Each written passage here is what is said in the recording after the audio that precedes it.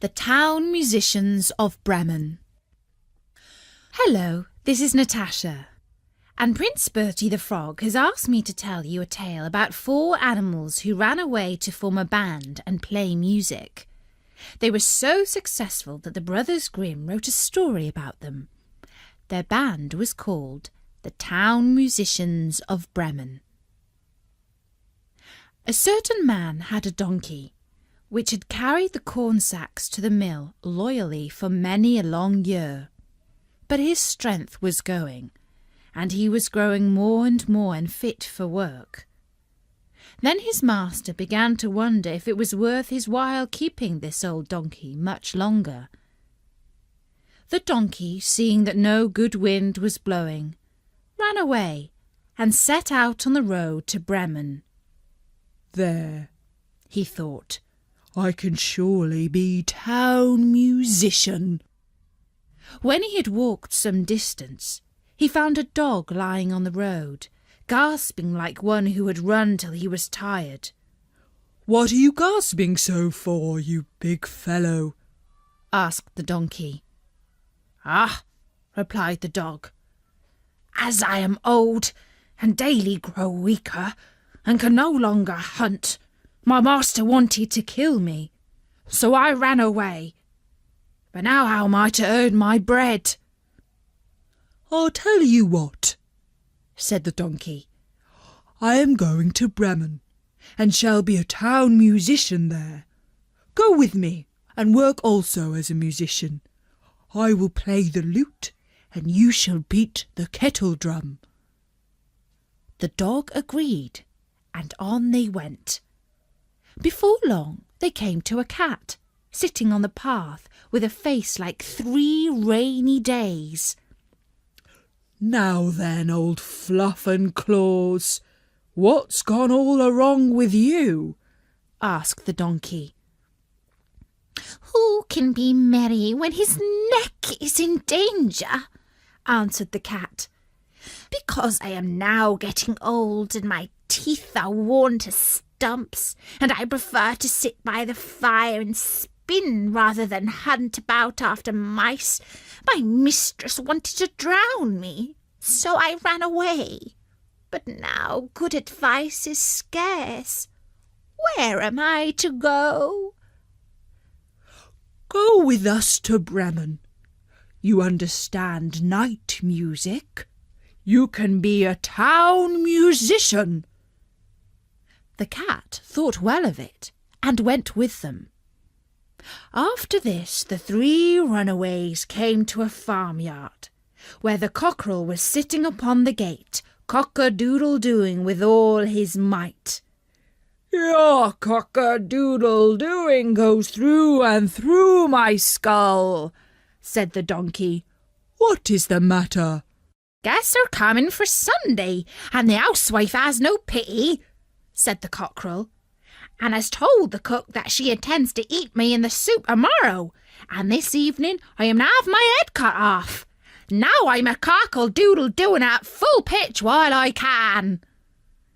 "Ah, you red-headed bird," said the donkey, "you had better come away with us. We are going to Bremen. You can find something better than death everywhere. You have a good voice, and if we make music together, it must have some quality." The cockerel agreed to this plan, and all 4 went together. They could not, however, reach the city of Bremen in one day, and in the evening they came to a forest where they meant to pass the night. The donkey and the dog laid themselves down under a large tree, and the cat and the cockerel settled themselves in the branches. But the cockerel flew right to the top, where he was most safe. Before he went to sleep, he called out to his companions that there must be a house not far off, for he saw a light. The donkey said, "If so, we had better get up and go on, for the shelter here is bad." The dog thought that a few bones with some good meat would do him good too. So they moved further on, and soon saw the light shine brighter and grow larger, until they came to a well-lit robber's house. The donkey, as the biggest, went to the window and looked in. "What do you see, my grey horse?" asked the cockerel. "What do I see?" answered the donkey. "A table covered with good things to eat and drink, and robbers sitting at it enjoying themselves." "That would be the sort of thing for us," said the cockerel. Yes.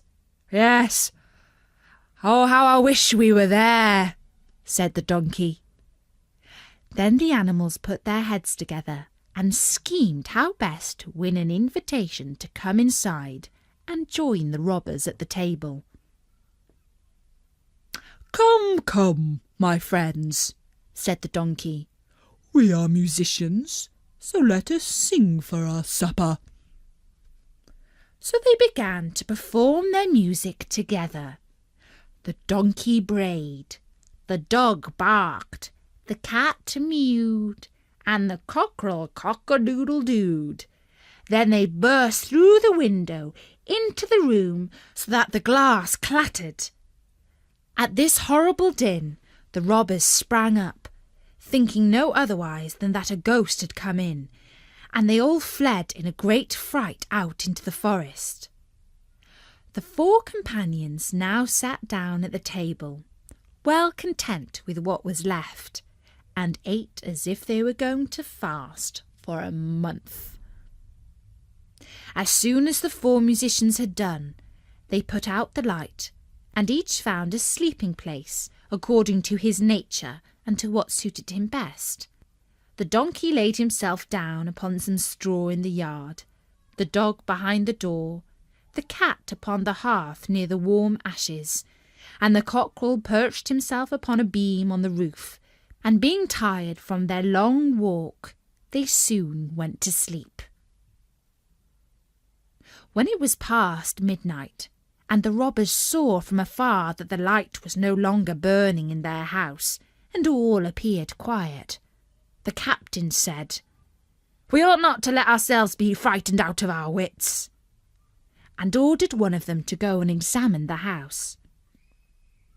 The messenger, finding all still, went into the kitchen to light a candle, and taking the glistening fiery eyes of the cat for burning coals, he held the candle to them to light it.